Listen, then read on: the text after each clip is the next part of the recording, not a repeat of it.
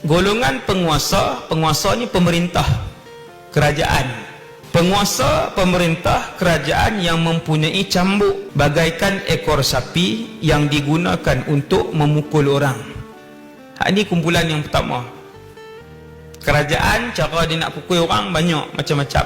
Dan dia berhak untuk menetapkan hukuman-hukuman kepada pesalah-pesalah yang berlaku dalam sesebuah negara. Walaupun kadang-kala hukuman tu tak ada dalam hudud dan qisas. Lain daripada hudud, lain daripada qisas, ada satu lagi ta'zir. Ta'zir ni hukuman yang difikirkan perlu dan sesuai oleh pemerintah. Yang Nabi sebut ni pemerintah yang zalim.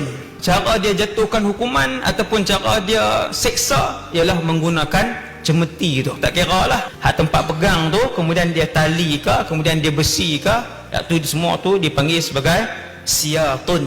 Yang tu dah berlaku ratusan tahun yang lalu. Dah banyak pemimpin pemerintah yang menggunakan benda tu. Yang kedua, perempuan yang berpakaian tetapi bertelanjang. Nak kata pakai baju pun boleh sebab ada kain. Nak kata telanjang pun boleh sebab nampak semua. Nampak bentuk boleh tahu, warna kulit boleh tengok. Maka Nabi je nak sebut benda hak nak jadi 1000 tahun tu, Nabi kata aku tak pernah tengok. Nabi kata kasiyatun ariyat, pakai baju telanjang. Kata Nabi mereka berlenggang-lenggok waktu berjalan, mengayunkan bahu. Ma'ilatun mumilatun mailat. Kepala mereka, sanggul di atas kepala mereka bagaikan bonggol ponok unta yang condong di kepala orang perempuan. Di kepala dia tu dibuat tinggi gitu.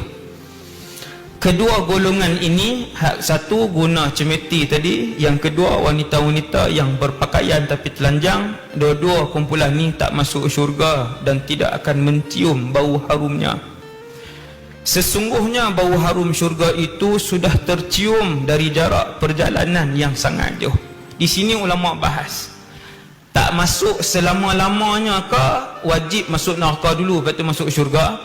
Jawapan dia kata para ulama, mereka ini akan masuk neraka dulu kemudian masuk syurga sekiranya mereka Islam. Kalau waktu mati itu masih Islam, tak pernah mensyirikkan Allah, tak pernah menghina Allah dan Rasulnya, tak pernah mempertikai dan menghinakan hukum Allah dan Rasulnya, kekal Islam, maka kena siksa dulu kemudian masuk syurga.